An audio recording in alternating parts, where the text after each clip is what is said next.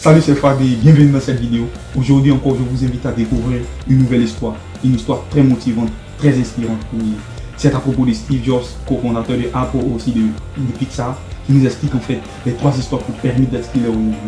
Les trois histoires qui m'ont démarqué dans cette vie. Alors je vous invite à rester jusqu'à la fin de la vidéo afin de découvrir ensemble ces histoires. Merci.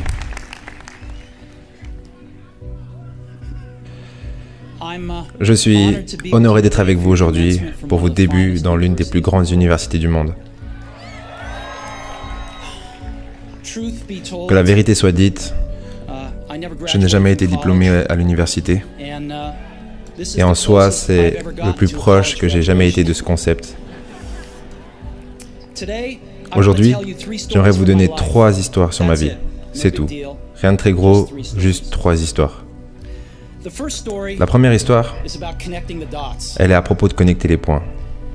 J'ai abandonné l'université après les 6 premiers mois, mais je suis resté par là pour encore 18 mois avant de vraiment tout abandonner. Mais pourquoi j'ai abandonné? Ça a commencé avant que je naisse, en fait. Ma mère biologique était une jeune diplômée désemparée et elle a décidé de me mettre en adoption. Elle pensait que je devais absolument être adopté par des diplômés d'université, donc tout était prêt pour que je sois adopté à la naissance par un avocat et sa femme. Mais quand je suis arrivé, ils ont décidé à la dernière minute qu'ils voulaient vraiment une fille.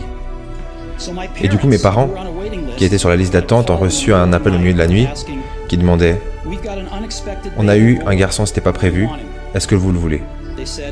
Les parents ont dit « Bien sûr ». Ma mère biologique a trouvé par la suite que ma mère, en fait, n'avait jamais été diplômée et que mon père non plus. Et du coup, elle a refusé de signer le dernier papier qui permettait l'adoption. Mais pour finir, elle a accepté lorsque mes parents ont promis que j'irais au collège.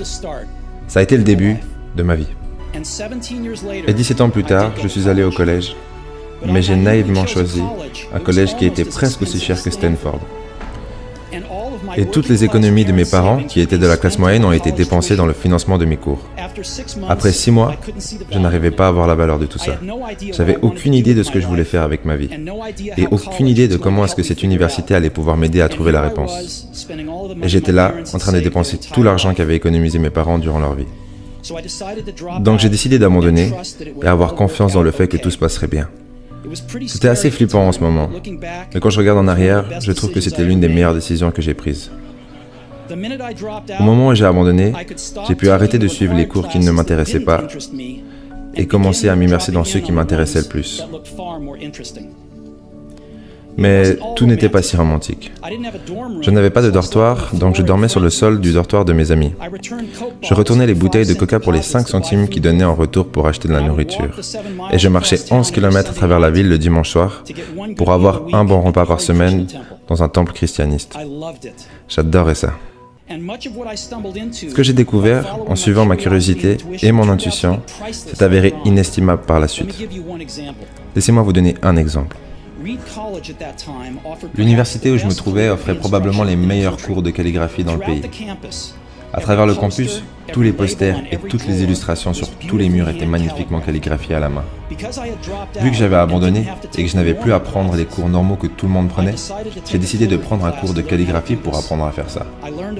J'en ai appris beaucoup sur les fontes sérifs, j'ai appris à varier les niveaux d'espace entre les lettres et j'ai appris en gros qu'est-ce qui rend une excellente typographie excellente. C'était magnifique, historique, artistiquement subtil, tellement subtil que la science ne pourrait pas l'expliquer. Et j'ai trouvé ça fascinant. Donc à travers cette vidéo de Steve Jobs, on remarque déjà que les personnes à nous aimer dans le monde, ce sont nos parents, et plus précisément nos mères. Donc si vous avez mon mère près de vous, dites-le maman, faites-le un gros bisou pour moi. Merci. Donc déjà avant sa naissance, elle voulait son bonheur, ça réussit. Et même plus que ça, en fait.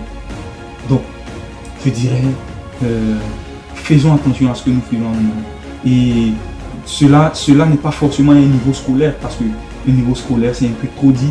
Mais ce que je voulais dire, en fait, où je voulais attirer votre attention, c'est que pour pouvoir exceller dans un domaine, c'est de suivre la loi, je ne dirais pas découverte ou inventée par quelqu'un, mais Cette loi dont parle Idriss Aberkan dans son livre Libérez votre cerveau, c'est quoi? C'est que la connaissance est proportionnelle à l'attention fois le temps. Parce que plus on aime quelque chose, et plus on accorde assez de temps à cette chose, et plus on excelle, plus on acquiert plus de compétences dans ces choses. Et c'est la meilleure façon. C'est la meilleure façon de pouvoir exceller dans le domaine. C'est la meilleure façon de pouvoir réussir dans ce qu'on fait. Rien de tout ça n'avait cependant la moindre utilité dans ma vie. Mais 10 ans plus tard, quand on était en train de s'occuper des designs du premier ordinateur Macintosh, ce savoir est revenu à moi. Et on l'a intégré dans le Mac. C'était le premier ordinateur avec de magnifiques typographies. Si je ne m'étais jamais inscrit à ce cours à l'université, le Mac n'aurait jamais eu plusieurs polices d'écriture avec des bonnes proportions d'espace. Et vu que Windows a copié le Mac, c'est probable qu'aucun ordinateur aurait bénéficié de ces polices.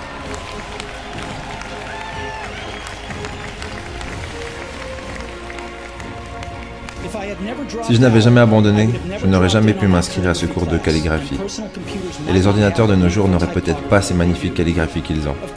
Bien sûr, il était impossible de connecter les points en regardant devant quand j'étais à l'université. Mais c'était vraiment clair en regardant en arrière 10 ans plus tard. Encore une fois, il est impossible de connecter les points en regardant en avant.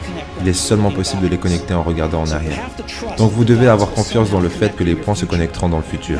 Vous devez avoir confiance en quelque chose. Vous-même, votre destin, la vie, le karma, peu importe. Parce que croire dans le fait que les points se connecteront au bout du chemin vous donnera la confiance dont vous avez besoin pour suivre votre cœur. Même quand cela vous dirigera hors de ce qui semble être le bon chemin. Et cela fera toute la différence. J'espère que cette vidéo vous a motivé et a créé quelque chose en vous. Donc restez connectés pour découvrir la deuxième partie de cette vidéo, et aussi de vous abonner et de partager la vidéo si c'est votre première fois sur ma chaîne. Et à partir d'aujourd'hui, je vous montrerai un petit extrait de notre vidéo prochaine. La voici. My second story is about love and loss.